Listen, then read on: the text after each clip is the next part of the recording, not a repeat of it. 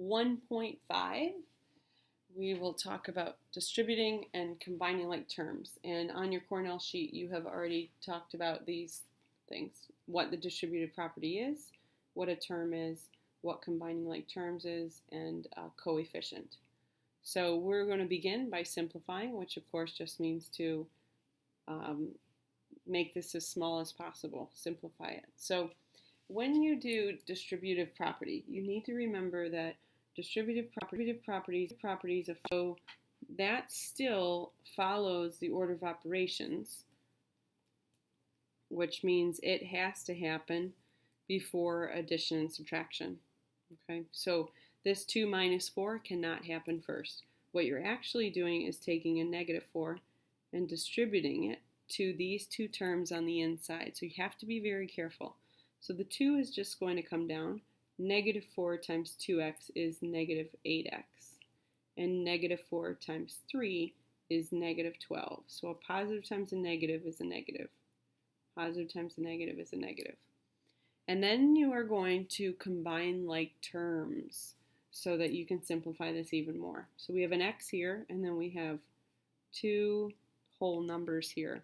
So we're going to combine those together. 2 minus 12 gives me negative 10. And then the 8x can't combine with anything, so you just bring it down. Now this can be written this way or this way. These both mean exactly the same thing, so either one would be full credit on a test. Okay. When you are distributing fractions, just be careful. But if you're taking half of 8x, well, half of 8 is 4, so half of 8x would be 4x. And half of 4y, multiplying, would be 2y. Remember, you don't want to keep distributing it past the parentheses. It only gets distributed to what's inside the parentheses. And then we can combine like terms, which is 2y plus 2y, which gives us 4y.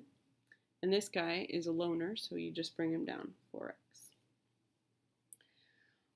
Another distributing of a fraction, okay? We're just taking a quarter or a fourth of 12. So, or technically all you're doing is taking 12 and dividing it by 4. So a fourth of 12a would be 3a. And if you take 16 and you divide it by 4, you get negative 4. So a fourth of 16 is 4, but we have to bring the subtraction sign down. And then minus 5a. So sometimes fractions will get rid of themselves, and you don't have to worry about getting rid of them.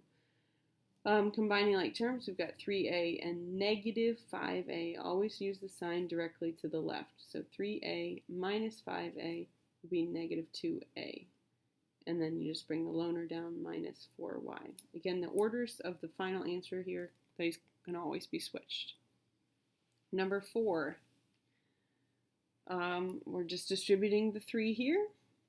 3 times 6 is 18x, plus 3 times 12 is 36, minus 12. Very simple. And then combine the like terms here, so we get 18x plus 36 minus 12, which is 24. All right, 5 is, I guess, a little more challenging, just distributing, but you have to be careful with your negative signs. So negative 3 times negative 8. A negative times a negative is a positive. So that's 24a. That's positive. A negative times a positive is going to give you a negative 12b. Okay? And then stop at the parentheses. Now this guy, the 2, is getting passed out to these two. So 2 times 2a is 4a. And 2 times 10b is 20b.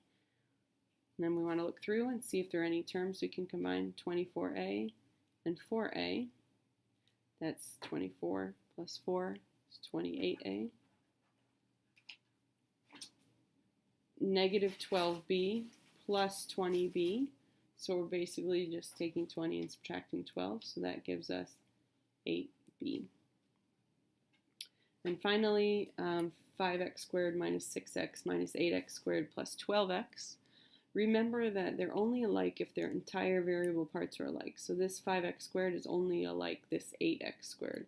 These two don't have the square on them, so they are not like these two. So if we have 5x squared minus 8x squared, you just do the coefficients. 5 minus 8 is negative 3x squared. And then negative 6x plus 12x, I'm just subtracting 12 minus 6, and that gives you positive 6